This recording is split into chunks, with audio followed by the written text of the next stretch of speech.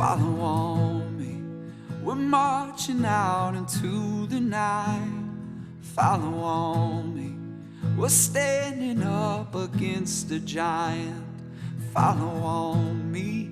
We might be walking in the fire, but if it's where we're meant to be, then on me. Okay, folks, well, I show it is 1513, which if you're a civilian, that's military time. And the reason that we chose 1513 is John 15:13 says, greater love has no one than this, than to lay down their life for their friends.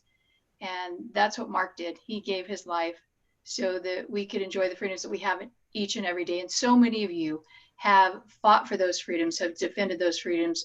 Jake, just as well as you have, and I'll give you a proper introduction here in a minute, but I wake up every morning and know who pays that price, and I don't ever, ever, ever take that for granted, the cost of the freedoms that we enjoy every day. And so we're excited to have you here again. This is our podcast number 5 of 20 consecutive ones. We have had 4 outstanding guests. And as I've said before, this is our gift back to you. Mark talks about random acts of kindness in his amazing last letter home. And for those of you who may have just joined today, Mark Lee was the first Navy SEAL that was killed in Iraq, and that was my son. But in that letter, he said, when's the last time you paid for a stranger's cup of coffee or meal or tank of gas? And he says, more random acts of kindness would change our world and our reputation as a country. So we want to just do a random act of kindness and give this back to you today. We have been so blessed to have so many amazing guests and speakers on here who have gone through many trials and tragedies in their life and yet have overcome in absolutely amazing ways. And we know that in the midst of coronavirus that we are struggling. As a nation, we're struggling. We've been shut down for 7 weeks. Our economy is struggling. Many people have lost their jobs. Many people don't know if they will have a business to go back to after being closed that long, if they can come back from the ashes of that. And we've even had people that have lost loved ones to this crazy virus. And we just want to be here in the midst of this to encourage you. We want to inspire you. We want to give you some ways that you can adapt and overcome, but we want you to know that you're not alone, that we are here for you. We are still mission strong in America's Mighty Warriors and continue to march forward in supporting you and supporting our Gold Star families. So thank you for all of you that are here today. And I would just like to share, Jake is become one of my boys and love him dearly, but this young man has quite a bio. And I just like to share a piece, a glimpse of who Jake is and some of the things he's endured and gone through. Jacob Schick is a 3rd-generation Marine, so that kind of explains the Chesty Puller picture in the background someone mentioned. He's a motivational speaker and an actor who epitomizes service and sacrifice.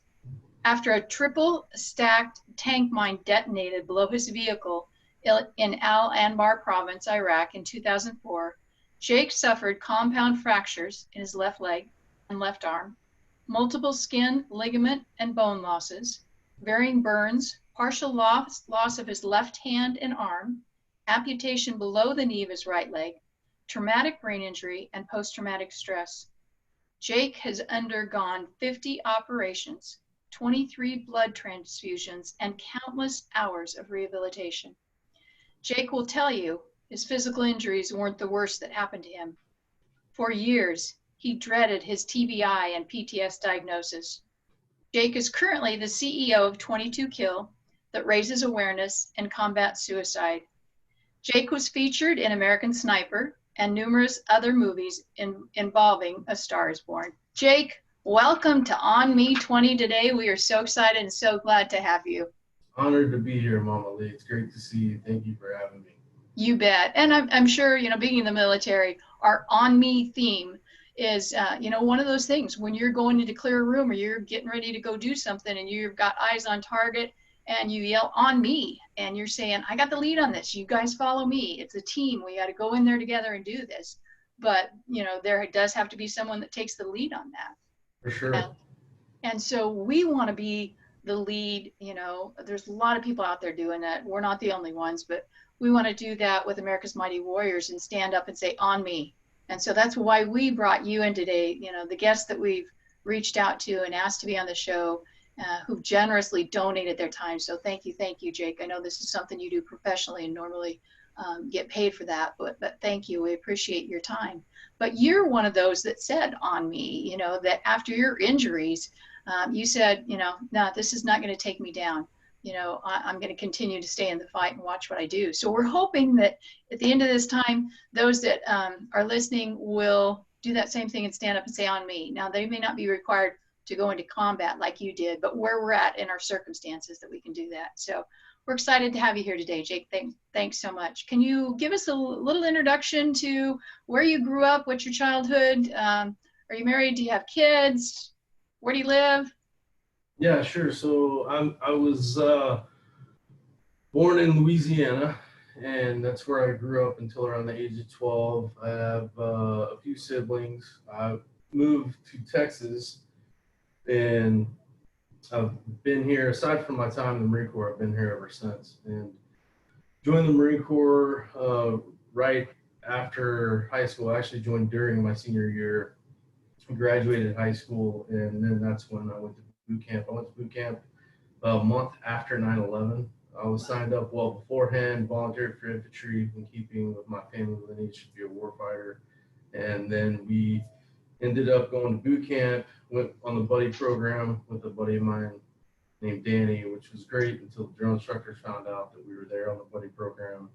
And we had to do things like hold hands and skip to the chow hall. So it was interesting, but it was, boot camp was a unique experience. It was something that, I think the reason that the Marine Corps has the record that it has and is as respected as it is around the world is because I think every other branch would agree that we adhere to tradition more than any other branch. And I believe that's one thing that sets us apart from the other respective branches.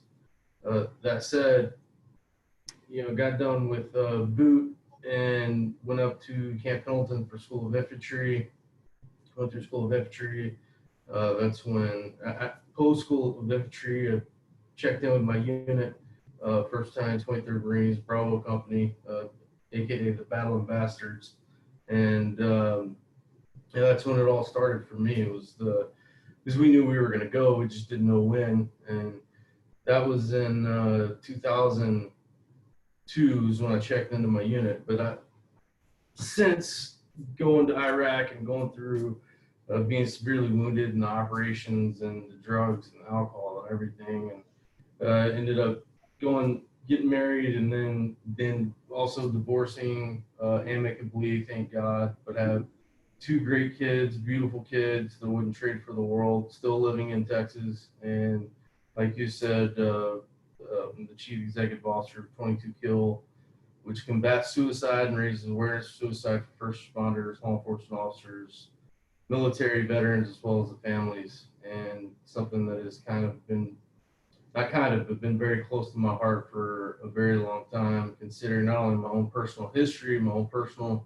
struggling and suffering and trials and tribulations, but just it's something that we all deserve to live well. And if we're truly going to honor the men and women that are no longer with us or that carry the flag before us, I truly believe the only way to do it is by living well and believing that we're worthy of living a well-lived life. And so it's been a hell of a ride, to say the least. And I'm very grateful for every single day, because I have been through, my fair share of pain and suffering. But at the end of the day, it's all relative, because there's no scale, can't be measured. What's mine is mine, and what's yours is yours, and that's what makes us unique. But the only thing that we can all agree on is that we all know what it's like to suffer mentally and emotionally. That affects every single person on the face of the planet, regardless of your socioeconomic status or your background. That affects everybody. And that's one thing that we can all agree on, is that mental pain and suffering takes the cake out of any type of physical pain you can go through. I truly believe that. But again, every day is a blessing. Very grateful, even through these times that we're living in that are most unprecedented. It's we have a lot to be grateful for, a lot to be thankful for, especially living here in the United States of America. Yeah, wow. There's so much good stuff that you said there in just that little bit of time. And I do want to be able to delve in and dissect a lot of what you're talking about, because I think that's so important. But would you kind of start with sharing where you were at when that day when I'm guessing that was probably the most horrific day, the toughest thing you've ever had to live through? It was, I think it's fair to say it was a challenging day. It was in Al-Anbar province in the Sunni Triangle. That was our primary area of operation, also known as the Death Triangle or Triangle of Death. And, I like to say when I'm speaking, because Rainbow Triangle and Unicorn Triangle was taken, so they called it the Death Triangle. But it was September 20th, 2004, and we were in a place called Dulab, Iraq. And it was supposed to be not basically, it was an ammo dump, and our job was essentially to protect the perimeter of the ammo dump, make sure people that weren't supposed to be in didn't get in. And it was kind of supposed to be a cake mission that was supposed to last 9 days. But when we got the orders that that's where we were going, and we were back at Al Assad, that was our home base. And I just got a bad feeling in my gut. I don't know why. I just got a bad feeling and went to the call tent, and I called some people in my family, and called my dad last and told my dad, that I just wanted to call and tell him that I loved him and appreciated him and respect him. And if it wasn't for him, I wouldn't be the man that I am. And and then my dad knew that I knew something wasn't right. And because my rule was when I left was, I'm not going to call you, I'm not going to write you, don't write me, don't send me anything. I have a job to do, and I'll see you in 7 months. But because my family definitely puts the Jerry and Springer, and so I didn't want any outside things inside my headspace. And so, Sure. But we ended up, we got the convoy all situated, and we left Al Assad, and we were only in Dulab for a couple days before we had a react mission called. And really long story short, we made sure that this vehicle that came in, that the guys didn't pose a threat, and they didn't. They pretty much just gave themselves up, which resulted in us having a standoff with the Iraqi National Guard. So me and 9 Marines, that's how big the REACT team is, same as the QRF, Quick Reaction Force. It was 10 Marines, 2 soft top Humvees, what we operated in 2004. I'm sure most of the people that served or that are listening is very familiar with back here in the States, them saying, the story was, we need more armor. They don't have enough armor. And that was a big deal back then. And we were having to do makeshift armor and using sandbags and makeshift metal to make, armored doors. But we made it work. We improvised, adapt, overcome, what Marines do. And so we made it work. But we got these guys. We ended up getting out of that deal with the Iraqi National Guard in large part thank you to Weapons Company. I was Weapons Platoon, but Weapons Company was just getting back from a mission, and they were listening to the transmission over the net or the radio, and they came in and circled the Iraqi National Guard, which had circled us, and by default, that got us out of it. So kudos to them. I'm always very appreciative of them. That would have been a very bloody night had they not showed up. But went back to the command post and on Dulab, and I remember I was sitting in the Humvee with Doc, it was his turn to count the flares that they would shoot along the Euphrates, and we would have to count the flares, what color they were, what time did they get shot, and we turned into intelligence, try and crack the code, see how they're communicating. And I told Doc, oh, man, I'm smoked, I got to bed down. And Doc was like, yeah, go get some rest. And not only less than 15 minutes after I laid down on my rack, of course, a REACT got called, so Murphy's Law, of course, and I mean, my socks weren't even dry, I don't think, and of course I had to get up and wake up the Marines and whisper sweet nothing in their ears and rub on their back, because that's how we do it. And if anyone believes that, joke's on you. But woke the guys up. Everybody was tired, hungry, thirsty. It's just kind of a constant in that environment.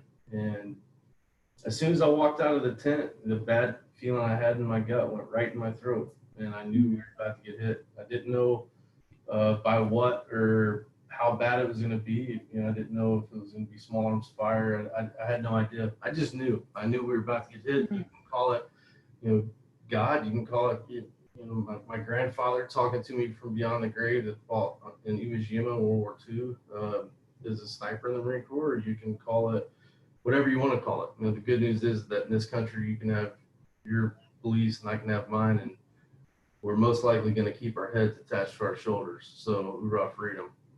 But something told me to get the bomb blanket out of my commanding officer's Humvee, and so I did because he was the only one that had one because he's important, and you know he's a great guy to this day. But I ended up getting the bomb blanket out of his Humvee, went to the lead vehicle, put the bomb blanket down in the driver's seat after I kicked the driver out of the driver's seat, and then told all the guys to button up. You know, they gave it to you for protection. Put it on right now. It's the flak jacket, your Kevlar, your growing protector, your shatterproof Wiley X's that are not shatterproof. That was false advertising. And got in the driver's seat on the net with my left hand. I took the radio from the radio man. I'm actually on the net with my right hand, driving with my left hand. And I punched it, and within 3 minutes, we hit a triple stack tank mine that was pressure plate ignited. It was, for those that are familiar with ordnance, it was 3 155 millimeter mortar rounds stacked. And for those that are not familiar with ordnance or unexploded ordnance, it just means it was a big ass bomb. And blew up directly beneath me and blew me 30 feet to the top of the Humvee. Stuck the landing with my head because I'm a Marine and we believe in good form. And I like to say, because God's a comedian, I never lost consciousness, I never went into shock. And it took the Black Hawk 42 minutes to come and get me. And so it definitely made for a, it was a long day at the office for sure. It was one of those situations where I was in the air and I knew it was bad. I knew this was very, very bad. And when I hit the deck, I couldn't breathe. I couldn't see out of my right eye because a piece of the Wiley X lenses shattered, went in my right eye.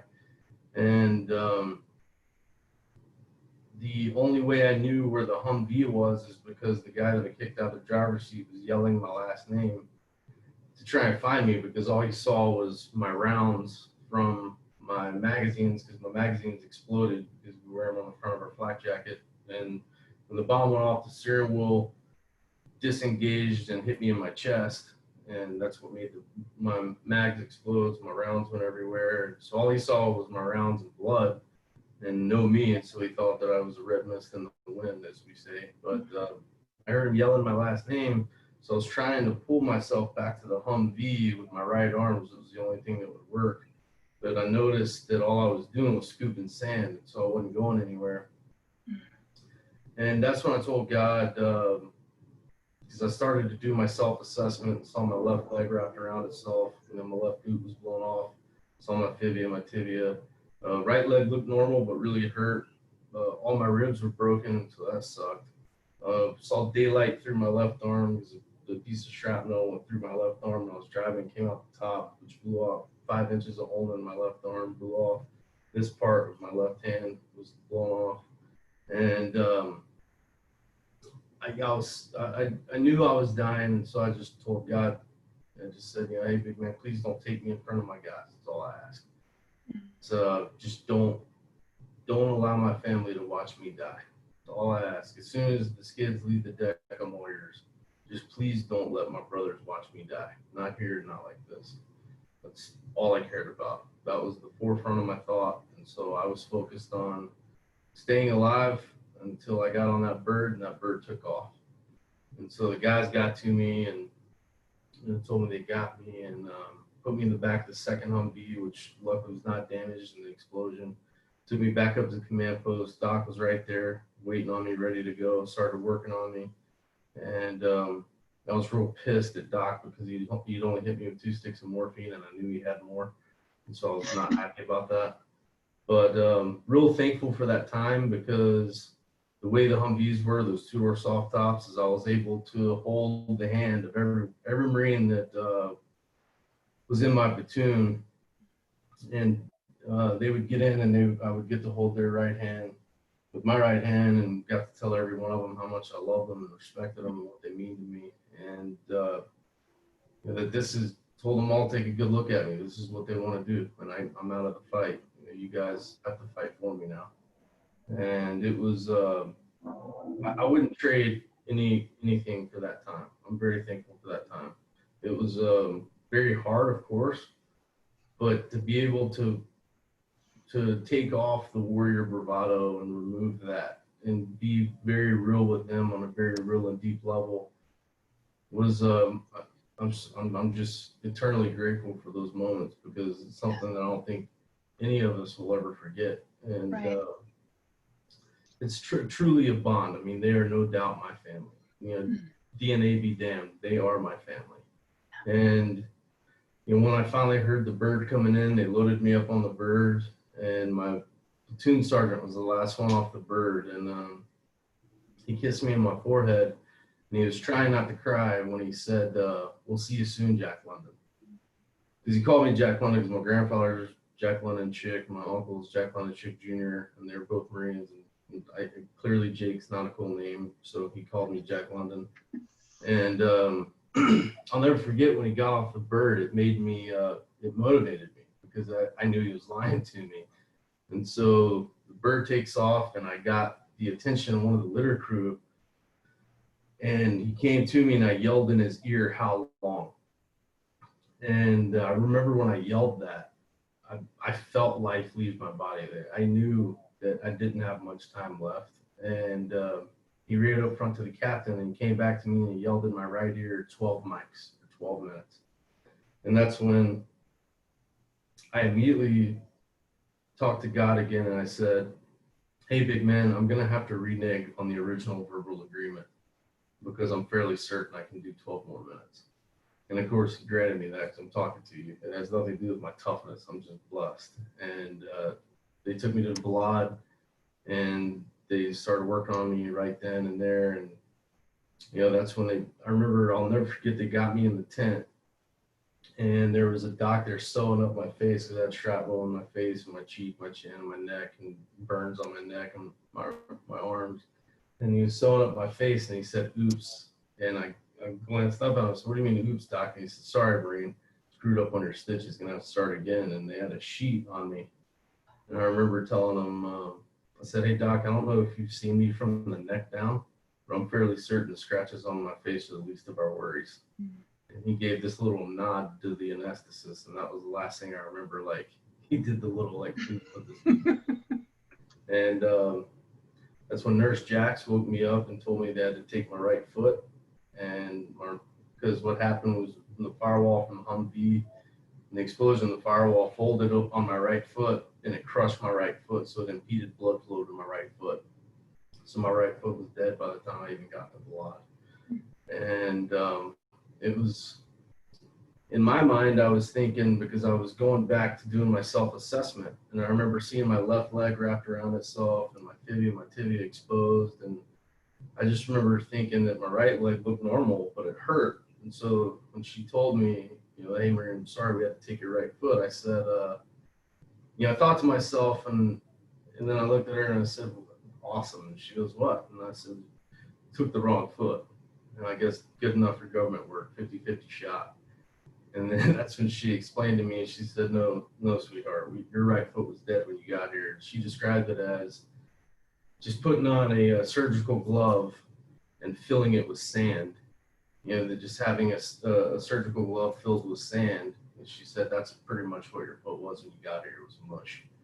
And I remember getting a sat phone from a Marine that was there, walked up to me, says, "Is there anyone you want to call?" And I had to call my dad, my family, and that was a really hard phone call, because my dad said, "How long do you when can I talk to you again?" When I first called him from Al Assad, and I said 9 days. And this is 3-4 days later. And as soon as he answered the phone, and I said, "Hey, Pop," and I'm the only kid that calls him Pop, so he knew it was me. He said, "Why am I talking to you?" And I said, Dad, they got me. I'm hurt. And he said, how bad hurt are you? And I said, well, they had to take my right foot. And he said, are you going to make it? And I said, I don't know. And so I knew I was going to see him in Germany. And I just told him, it's just weird because I went from being, one of the most gnarly gladiators the world's ever known as a United States Marine to being a little kid again. It was because I remember telling him, please hurry. I was like a little kid that just needed his dad. And it was an emotional phone call for sure. But that's when I hung up and they got me on a bird and got me out of there to Germany. I was only in Germany, I think 16 or 18 hours or something like that, enough for them to stabilize me to get me to the States. And that's where I saw my blood family for the first time, is when I got back to the States. And that's really when my personal war started, because it was a hell of a fight day in and day out, because I was in surgery every 48 to 72 hours for the first couple months I was home. And they're robbing from Peter to get the ball, to trying to put my arm and my leg back together. And it was it was a hell of an experience that was ongoing, that that is that I'm grateful for. That I wouldn't change. I would do it all again tomorrow. I mean, it's an all volunteer force for a reason, and I have some of the closest relationships I've ever had in my life, and I'm truly grateful for it. And look, it's pain is inevitable, but suffering is optional, and that's something that I learned throughout this process. And I learned to really lean in and love hard in order to get through tough times, and refuse to be a hostage to your pride, and find victory in your vulnerability, which is a very challenging thing to do, and something that I try and practice on a daily basis. And that's kind of what led me to where I am today, and the things that I do today is definitely started with that day. And that was it was a hell of a day, to say the least. Wow. Jake, I just you listen to what you went through and the struggles and how you endured, even in the midst of it. You still maintained that purpose, that fight. Okay, well, here's what it is. Here's the next step. And I can't even imagine in the midst of that how you could keep any mental clarity at all. But wow, what an amazing story. How long were you in Walter Reed then? So luckily, I didn't have to go to Walter Reed. I went to Bethesda, and oh, sorry, I should know better than that. Yes, because you're Marine, that's part of the Navy. You would have gone to Bethesda. No worries. Which I guess it's now all in Bethesda. Of course, the government had to church it up. Now it's called like Walter Reed at Bethesda or something. Yeah. But matter of fact, I remember them telling me, you're either going to go to Bethesda or Walter Reed. And or when I was at Bethesda, that you're either going to move to Walter Reed, or I don't even know what the other options were. But my dad went and visited Walter Reed, and I remember when he came back to Bethesda, and he said, "Son, this is your deal. This is I totally get it. I'm non-military." And he said, "But no son of mine is going to that hospital." Yeah. And that's the only experience of Walter Reed I've got, which is not firsthand, and that's all I know about it. And I ended up going to Brooke Army Medical Center in San Antonio, which ended up changing a lot of the flight patterns for our wounded personnel, because it was so expensive for my family to try and get up to Maryland every weekend to see me. Yeah. And majority of my family, pretty much all of them, can't afford to do that. That's a hell of an expense. And so I was fortunate to be able to go to San Antonio, regardless of the fact that I was the first Marine to go to an Army facility in post 9/11 conflict. It was a learning curve for all involved, because you can only call a Marine a soldier so many times before it hits the fan. And but a great hospital, very grateful for all of those people that work there and that do that work. I mean, we look at today and then this COVID-19 pandemic and think about all those personnel that are working day in and day out, being away from their families, putting themselves at risk. And, I'm just super grateful, because it was a hell of a It's a hell of a time. I was in Bethesda for 3 months, and then went to San Antonio. I was at BAMC for 15 months. Wow. And I know when I read your bio, you say in there that your physical was not the worst part. And Yeah, we've just listened to what you all went through and described all that, and I can't imagine anything worse. Yet we worked with a lot of our veterans struggling with post-traumatic stress and traumatic brain injury, so I know how tough that is. You know, you and I have both, been advocates for suicide and giving people hope and a reason to live. But was that right away where you struggled with that, or it was, after so many surgeries and being in the hospital so long, then it started to kick in? Where did you feel like that came in to play?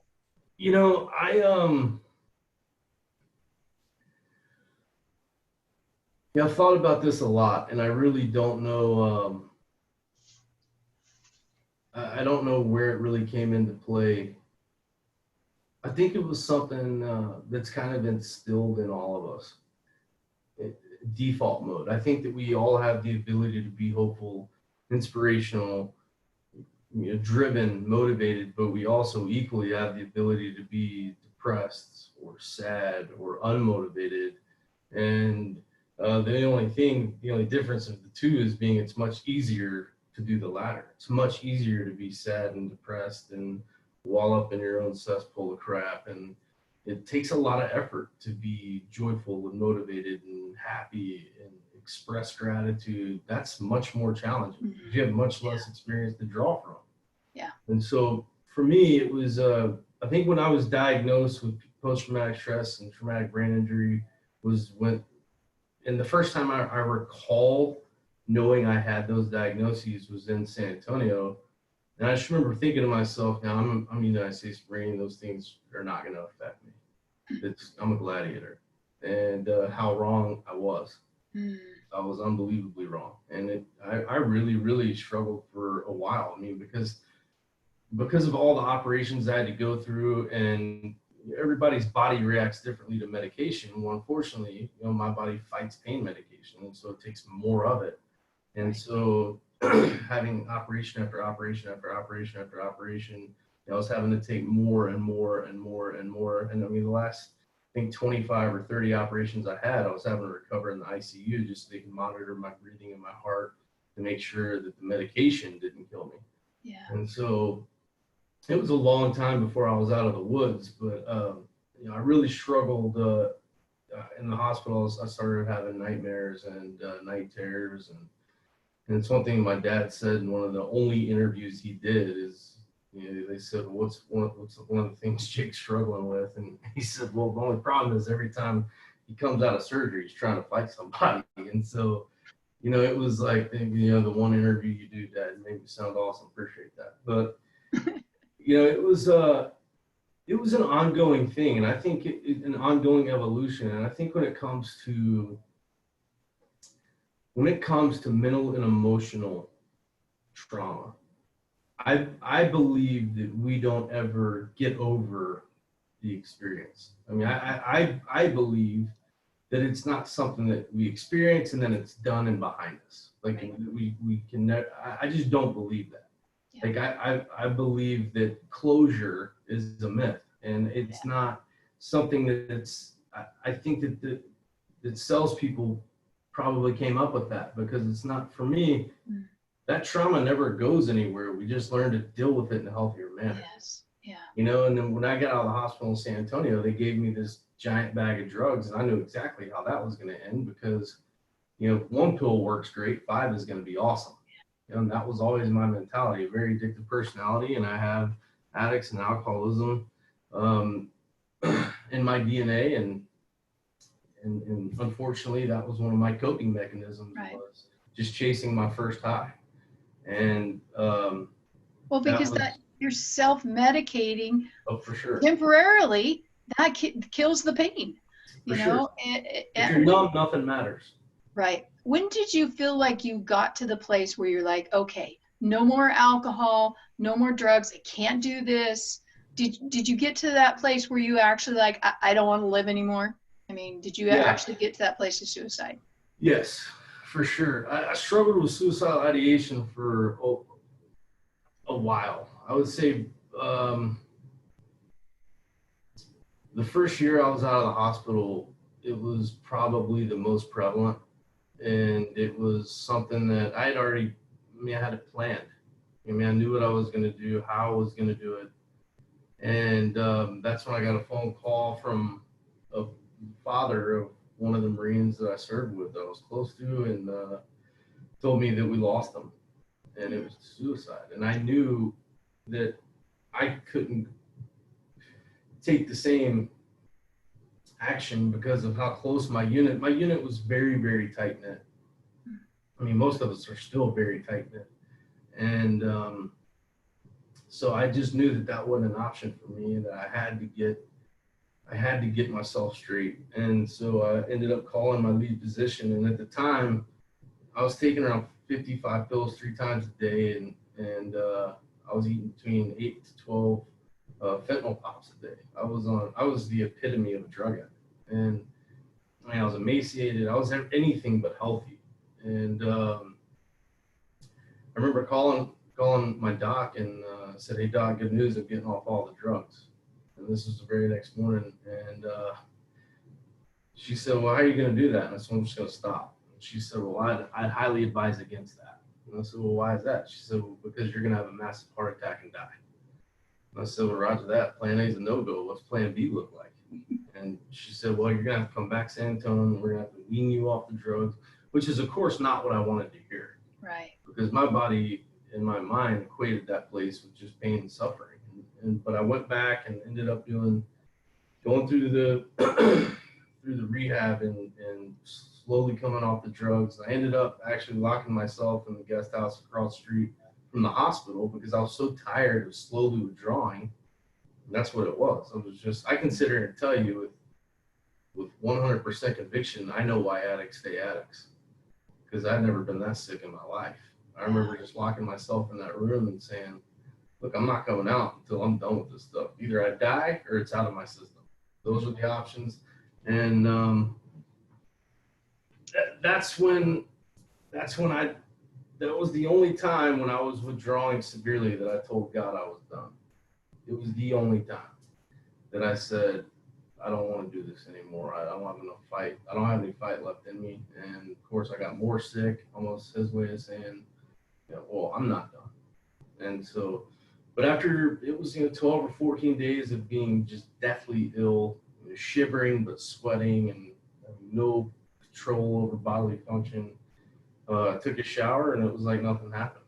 It was like I never did drugs. And of course, not long after that, alcohol was right there to catch my fall. And so, that's what I started self-medicating with after the drugs, and that led to a giant road called nowhere. And I was just a functioning alcoholic for quite some time. And I just decided, it was about 2.5 years ago, I woke up one day and just knew it, just like the day I knew I was going to get hit. I had a gut feeling that went right in my throat. I knew we were going to get hit. Woke up about 2.5 years ago and I knew if I didn't stop drinking that day, that I was going to die. I was going to be the next one that my friends and family were putting in the ground. Yeah. That's when I stopped. Jake, I'm sure we've got those that are listening that have struggled with suicidal thoughts, or maybe watching this video in the future. What we want to obviously acknowledge, that's a real problem. That's a serious problem that we've got in the military. But Absolutely. Part of what we do at America's Mighty Warriors is to provide the hyperbaric oxygen therapy, the hormone and vitamin therapy, the things that are actually healing the brain. Your frontal lobe has so much damage up there. Obviously yours from, being in the IED explosions, but there's other things that happen physically. So it's not just an emotional. So if we can get that physical healed, then that helps our veterans be able to process. Like you said, you never get over it, but you have to process through that in a healthy way. What things do you feel like were most beneficial for you once you got the drugs out of your system, the alcohol out of your system? Then what things did you do? Because at that point, just because you stop those and decide you want to get better, you just don't get better. What things did you do that were most beneficial for you? Yeah, no, that's not how it works. You can't. A good friend of mine calls it white knuckling. And he says you can only white knuckle for so long. That's stopping a bad habit or an unhealthy habit and then not doing anything healthy to replace it. And so, for me, therapy and meditation, and again, being very open to having deep conversation with people that I love and admire and respect, and no surface level, not being afraid to go deep, are all things that I do. Exercise, of course, I mean, that's on hold until, for the most part, until the gyms can open back up. But these are all things I do, multiple things. I mean, spending time with my boys, whether that's playing video games with them or fishing or whatever, or, there's multiple things that you can do to maintain a healthy manner, a healthy way of life, to where you don't fall back into the temptation of drugs and alcohol or those unhealthy things, because self-medication goes far beyond drugs and alcohol, far beyond it. I mean, there's sex and the gym, religion. There's so many things you can utilize for self-medication. And I think as a human race, we have to check ourselves and ask ourselves, like, is this a healthy decision? What I'm doing, is this going to help me be the best version of me?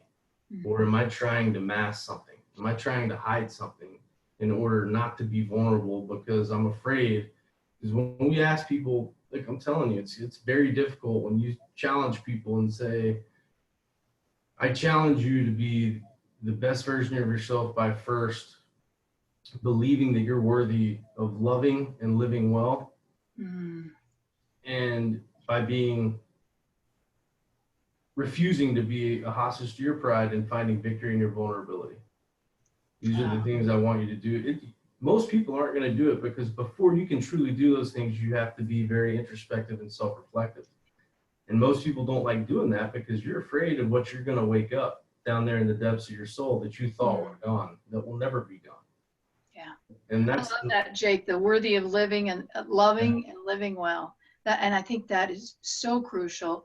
The time that you spent with your children, there is a vacuum, like you said, and that needs to be filled, but it needs to be filled with good things, with productive things. Don't get busy just to stay busy. But if you're serving other people, if you're with your family that you love, those are those things that you can do that, they fill that void, but in a healthy way. And when you're focusing on someone else, you're not focused inward and your pain, and you're not having a pity party. And that's why, every day of this, I've encouraged people, go out and serve somebody else.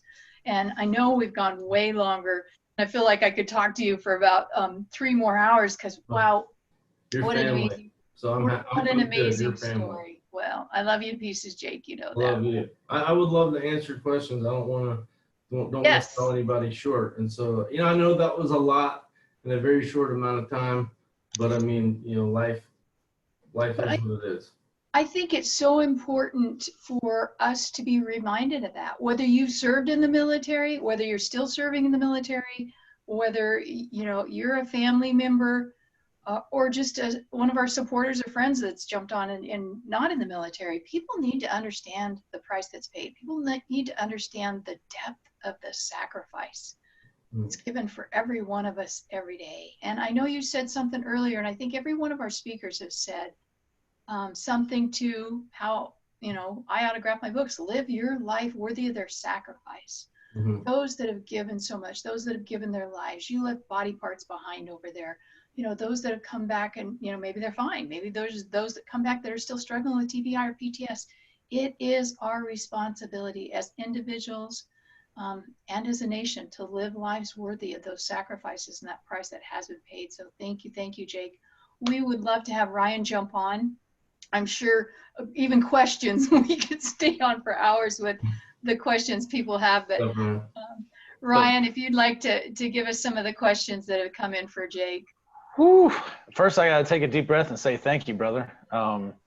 You just rocked my world. So I'm humbled to be a part of this journey with Debbie. Debbie, you haven't seen it yet, but I get choked up. And you got me choked up today, brother. So I appreciate that, man. You're digging deep for me. Yeah, you're worth it, bro. Oh, man. This mission's incredible, brother. I can't believe Can't believe Debbie and I pulled it off in 9 days, and the people that I'm watching in this chat room from across the world, man. I mean, they literally are tuning into your story, and we have that sort of opportunity right now just to influence and impact and encourage people, man. It's so amazing. It's so amazing. Hey, I got to tell you a quick story. Last Christmas, I bought my wife, she doesn't even know this yet, but she's probably listening, so she's going to find out. But I bought her a $25 gift card to Starbucks, and all of a sudden I pull it out of my pocket, and I'm like, man, you're cheap. Like, what are you doing $25? You need to give her 50, right? So this mail person pulls up to the mailbox, and I walk down. I was like, it's Christmas. I'm going to walk down, see if this woman, drinks coffee. Walk down. I said, ma'am, I said, do you drink coffee by chance? She goes, oh yeah, I was in the military. And I said, okay. I said, well, here's a gift card. I said, by the way, what branch were you in? She goes, the only one. And I said, nobody said that yet. I said, you're gonna have to teach me what. She goes, the Marines. And from that point on, I know that anytime anybody I ask, they say the only one, it's a Marine. So I just want to share the story with you, bro. Awesome. that was a highlight, man. So some great questions. First one goes to, I noticed a picture of General Puller over your head. Another one, I know that you know his son's story and his death many years later after his injury. How do we make sure that we keep up with our older brothers and our teammates as the years pass to make certain we aren't leaving anyone behind? Yeah, great question. That is a great question. And matter of fact, yeah, Chesty Puller's son became a Marine, actually was severely wounded in Vietnam, double amputee, who was wheelchair bound, went through a couple of different marriages, wrote a book, and was actually fairly successful, pretty successful. Got clean and sober, fell back into alcoholism, and ended up dying by suicide. And so that's Chesty Puller, or Lewis Puller Jr.'s story, which was, we hear way all too often, and as we all know, over 50% of the suicides that take place from our military veteran personnel are from our Vietnam era vets. And so that's a great question. That's something that at 22 Kill we really, really focused on, is the after action. Once we get our hands on you, what do we do after that? And that's kind of the thing where once you're in the tribe, you're always in the tribe. You're always going to be part of the tribe, and we try and maintain as much contact as possible. Just because it's very challenging. It's something that most organizations really struggle with. It's really hard because our entire lives are always very busy and very, regardless of what you do or don't do, the family you have or don't have, we all find ways to be busy. It doesn't necessarily mean fruitful, which Mama Lee alluded to. There's a big difference between being busy and being fruitful. And so, picking up a phone and sending a text message or making a phone call or sending a letter the old way through the snail mail, if we can remember how to write, there are multiple ways to really touch someone in a very simplistic way that makes them feel loved and worthy of living well. It doesn't take a lot of effort. And look, not every day is rainbows, roses, and lollipops. There's days where I fall short. There's going to be days where we need to, where I know I'm going to be complacent and not do the things I need to do, because I'm a human and I'm fundamentally flawed, just like everybody listening to this. It's part of the human element. It doesn't take much, though. It's a small thing we can do. And, that's why I always say, if you're going to love all the way, because it's the only love worth giving. And it's equally the only love worth receiving. And so it's very simple to do that. And for the people that didn't serve that may be listening is, look, you don't have to wear a uniform to serve your nation. That's one of the biggest misnomers ever. Just wake up and try and be the best version of you, knowing that you're going to fall short and you're going to make mistakes. You're still worth living well and worthy of being loved all the way. Period. End of story. That was awesome. What a transition into your next question, brother. What is your advice to a civilian who wants to serve veterans and first responders living with PTS? How can I demonstrate the respect you all deserve as someone who doesn't get it? Well, as far as getting it goes, look, like I said early on, pain and suffering is relative. Everyone understands it. Okay, just because I don't, you don't have the same experience as me because you weren't blown up in a foreign country, in a combat environment. I'm not going to take away. I'm not ever going to look at you and say you don't know because you don't understand because you weren't there or whatever. No, because pain and suffering is relative. We all understand mental and emotional pain and suffering. Everybody does. And so that's just being shallow. I'm never going to say you don't understand what I've gone through because to a degree you do, because it's pain and suffering. But so that you understand, I mean, but there's going to be guys, and when I say guys, I mean men and women, take offense to that, saying, well, no, you don't understand. Look, be willing to meet them where they are. That's what you have to do, because we are all at different points in our life journey, every single one of us. We're at different points. Some of us are way further ahead, some of us are way behind. You got to be willing to put your hand back and pull a little bit, because something got you where you are, and it wasn't you alone. It wasn't you and your determination, your tenacity alone. That's not how those things work either, because we're herd animals. We need each other. We need other humans, regardless of how much we think that we don't. We do. And so my advice to you, if you want to help first responders, LEOs, which is law enforcement officers, military veterans or families, look, I highly encourage, if it's not We Are the Mighty or 22 Kill, that's fine. But go find something. And if you don't know where to start, I would try and find something local to your backyard to help that thing that's local, that's trying to do the work of the greater good, help that grow. Really do your homework and dig in and make sure it's something that aligns with your morals and where you stand, and go for it. I mean, you have nothing to lose and everything to gain when it comes to serving others. It doesn't mean it's going to be pain-free. Life's not pain-free. You're going to have to put in some pain, but that's just, that comes with the territory of having a heartbeat. It's awesome, man. I just, if I can throw something in here, Debbie, just, I know I haven't had a chance to share my story yet, Jacob, with you, but I'm a former professional athlete that had some major transitional challenges. And I actually just lost my first teammate to suicide last year. And, I just want to share that with you, because I thank you for your work with the 22 Kill as well, man. It's a big deal. And I again, to your point, I can't completely relate, but I know some of what you've been talking about. So I just wanted to share that real quick. Let's hear. What's that? Sorry to hear that, man. Yeah. Well, appreciate that, brother. So what helped the most? Let's see. What helped the most in your recovery from the TBI? And is there maybe one person or one event that kind of lit your fire? Man, great question. What helped the most with my TBI? Well, first and foremost was learning about it and understanding it. That was one thing, because I do know that regardless of the technology we have and how far we've come medically, we still don't know much about the brain. I do know that. We are very far behind heart health when it comes to brain health. There's a lot of things to be discovered when it comes to the matters of the mind.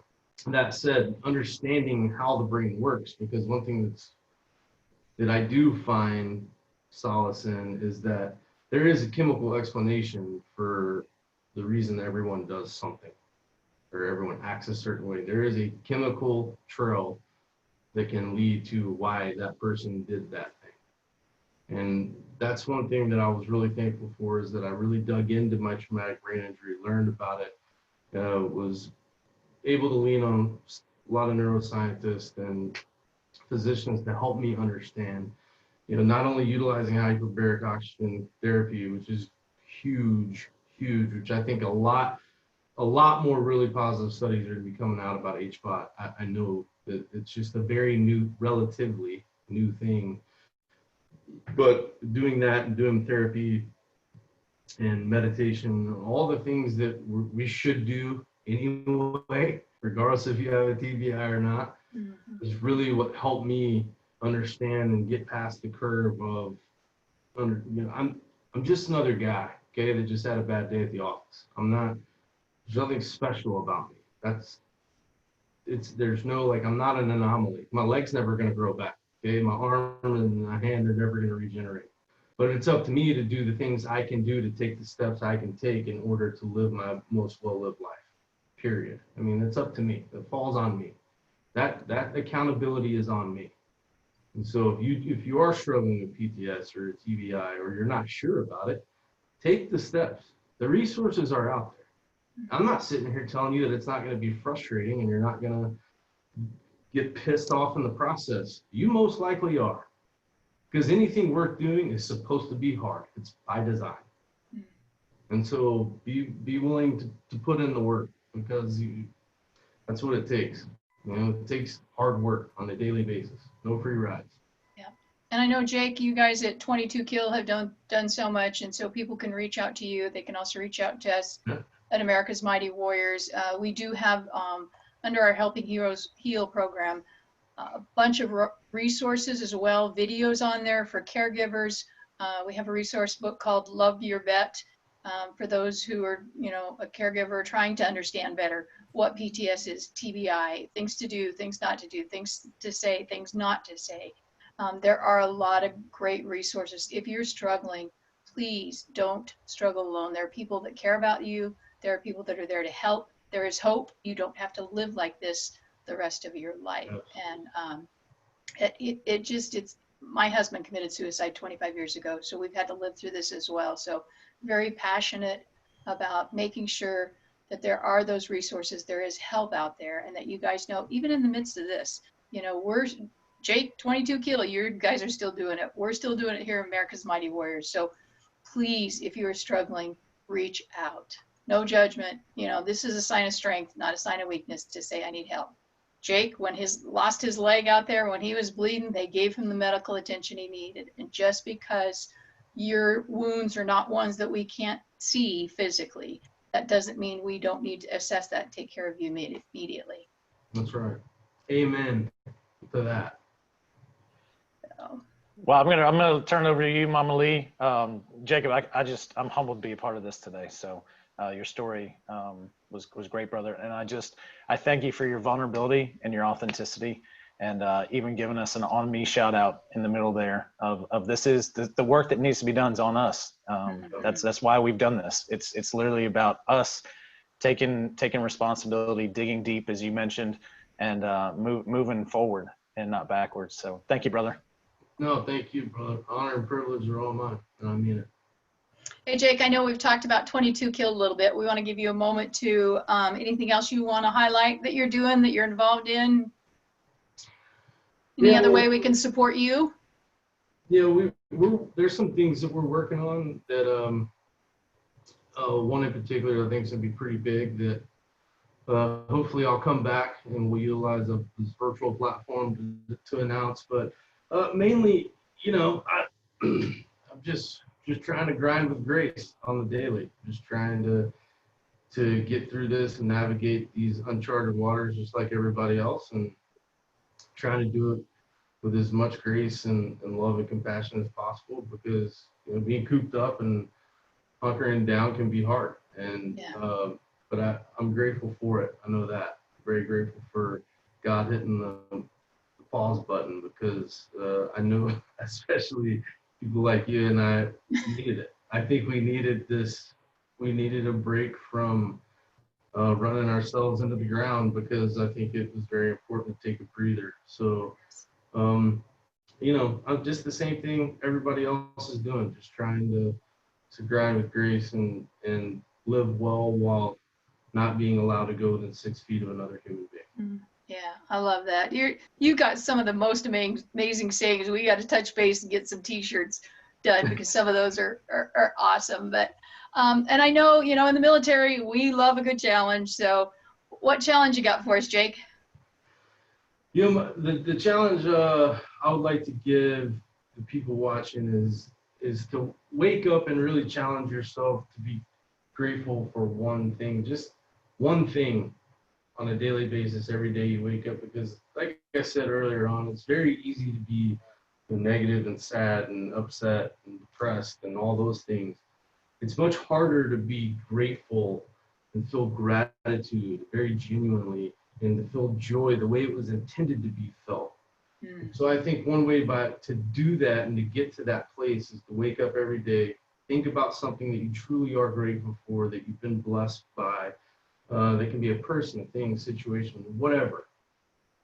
And really practice that on a daily basis, because just like anything else, if it becomes habitual, it can become a healthy habit and something that by default you're more positive and hopeful and inspirational and all those things that we all need to work much harder on being on a daily basis. It's like anything else. It's got to be habitual. You have to do it regularly with conviction and very genuinely. And so that would be my challenge, to wake up, think about something that you truly are grateful for and feel gratitude for, and that you're blessed by, and be very honest with yourself when you do it. So good. So good. You know, Jake, today I'm grateful for you. I love you to pieces, and to come on and, as Ryan said, to be so vulnerable and share, you know, the toughest day of your life. I know those memories are tough to share, but thank you. It means so very much to us. Thank you, Jake, for being that example of On Me. Folks, we've got to follow in Jake's footsteps, not in his injuries, but in his leadership, in his attitude. And so I would encourage all of you to stop right now and just say, on me, that you're going to make a difference in the way you lead your life, wherever you are, whatever your circumstances, whatever struggles you're going through, and that you would be contagious, just as Jake has been for us today, that you would be contagious to those around you, to your family, to those you work with, even if right now it's through technology that we're around people. But thank you again, Jake. Oh my gosh, God bless you. I love you. Everybody have a great day. Tune in tomorrow. On Me number 5 will be Kevin Lace, the medic that was with Mark when he died, Navy SEAL, who's now a doctor and does a lot with our veterans for hormone and vitamin therapy. So thank you. God bless. See you, Jake. Love ya. Love you, Mama Lee. When fear flashes its teeth like a lion, when evil roars and walls begin to shake, there's a strength that's not my own. There's a fire in my bones. He is with me and his hand is ever on me. Follow on me. We're marching out into the night. Follow on me. We're standing up against a giant. Follow on me. We might be walking in the fire, but if it's where we're meant to be, then on